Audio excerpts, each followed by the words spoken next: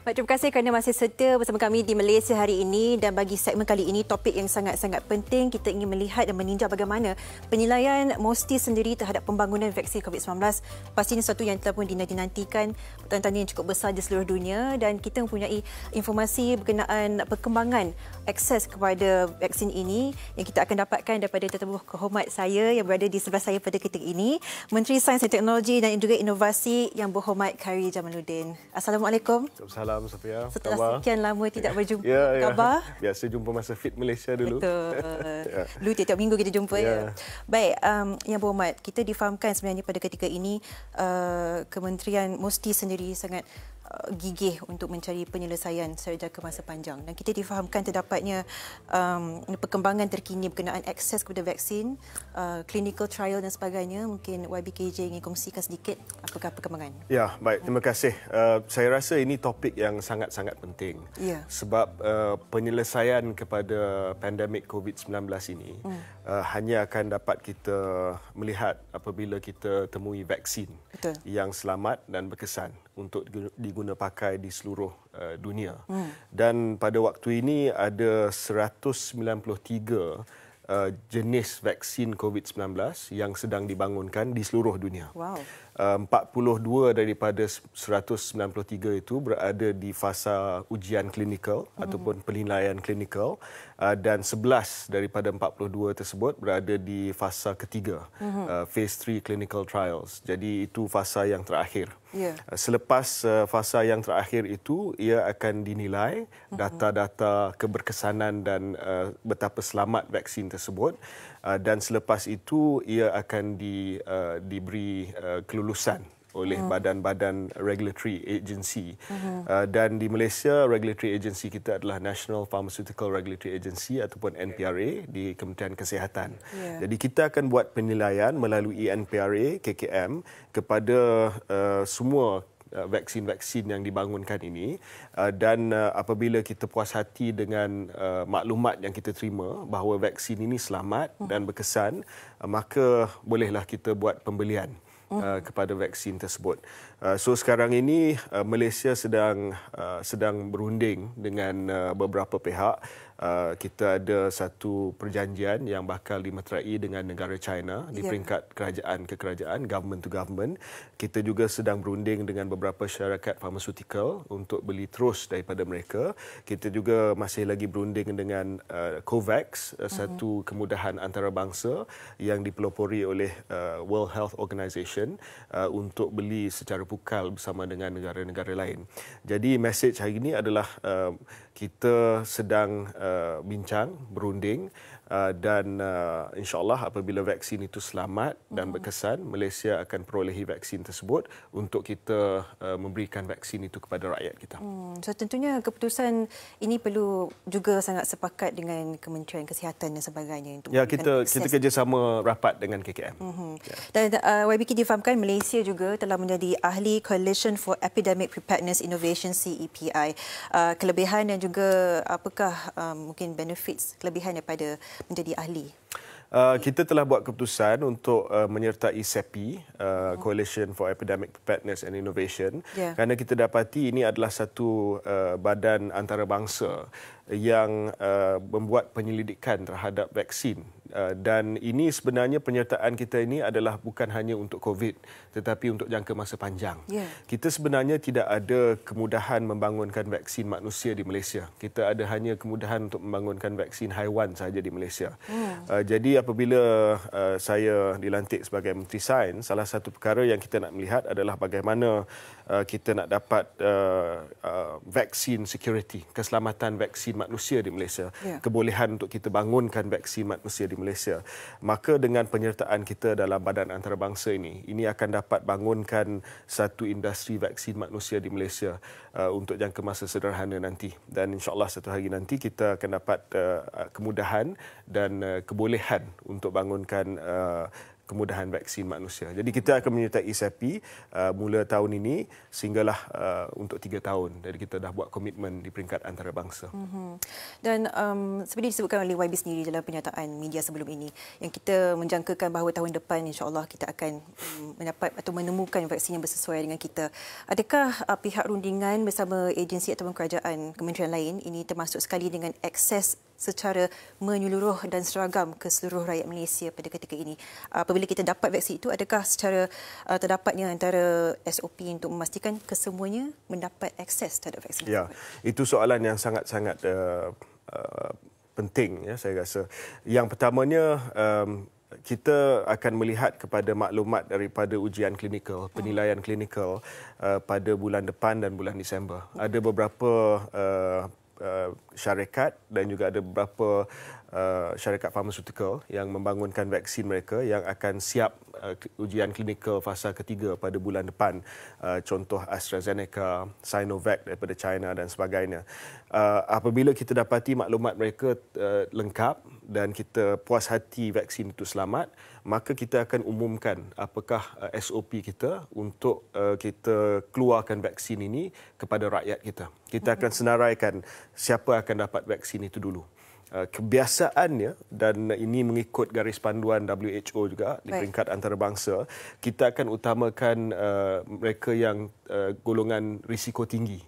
So sebagai contoh frontline workers, health workers, social workers dan juga mereka yang berisiko tinggi dari segi kesihatan, warga emas dan sebagainya. Mereka akan diutamakan dulu untuk mendapatkan vaksin ini. Lepas itu kita akan jelaskan kepada rakyat inilah jadual dia, ya, sebab saya rasa mustahil kita dapat memberikan vaksin serentak kepada 30 juta rakyat Malaysia, ya, dan kita mensasarkan vaksin ini mestilah sekurang-kurangnya 70% daripada rakyat kita supaya kita dapat immunity pukal ataupun herd immunity. Jadi kita akan bincang dengan di peringkat kerajaan dan KKM akan maklumkan kepada rakyat selepas ini apakah jadual vaksin. Ya. Saya telah menyarankan kepada Jemaah Menteri dan kepada Perdana Menteri bahawa vaksin ini perlu kita bagi secara percuma kepada rakyat kita, ya, sebab ini adalah pandemik yang serius, krisis yang tak pernah kita melihat. Dan saya rasa apabila kita dapat vaksin yang selamat dan yang berkesan, wajib kita bagi kepada rakyat secara percuma. Yang kedua adalah berapa lama vaksin ini tahan, ya. Saya telah tanya melalui rundingan dengan syarikat farmaceutical, vaksin ini berkesan selama-lamanya ataupun mungkin kena buat lagi booster, kena berkala. So ramai yang berpendapat bahawa mungkin kena buat secara berkala. Jadi kita kena buat perancangan kerajaan, ya, bukan hanya tahun depan kalau vaksin itu available tahun depan, tetapi tahun-tahun yang seterusnya. Kita kena pastikan bahawa kita terus memastikan bahawa rakyat kita diberikan vaksin, ya. So ini adalah perkara yang sedang kita teliti dia punya maklumat sains dah. YB, ada salah satu kerisauan yang telah pun diusulkan oleh orang ramai dan juga orang kata medical personnel, yang di mana kita memahami bahawa struktur virus COVID-19 ini kita melihat terdapatnya mutasi. Ada yang mereka yang mendapati menjadi super spreader dan sebagainya.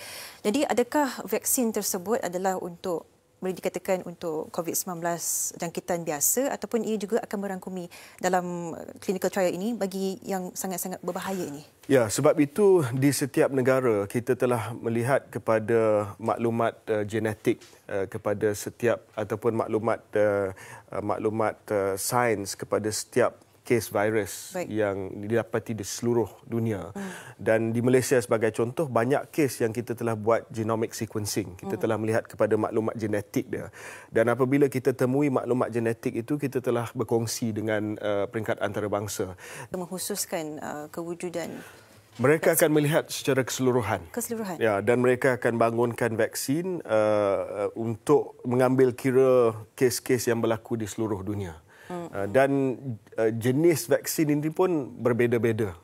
So untuk memudahkan cerita pada hari ini, dia bukan hanya satu jenis vaksin saja. Ada vaksin yang dibangunkan melalui inactivated, ada yang menggunakan genetik, ada yang menggunakan protein, ada yang menggunakan viral vector, macam-macam lah. So yang penting adalah Kementerian Kesihatan Malaysia akan tengok segala maklumat. Kata okey, ini vaksin ini adalah vaksin yang selamat, adalah vaksin yang berkesan, yang ini yang kita akan beli. Baik. YBKJ kita difahamkan dalam komuniti kita, rakyat Malaysia ni, ada antara mereka adalah anti vaksin.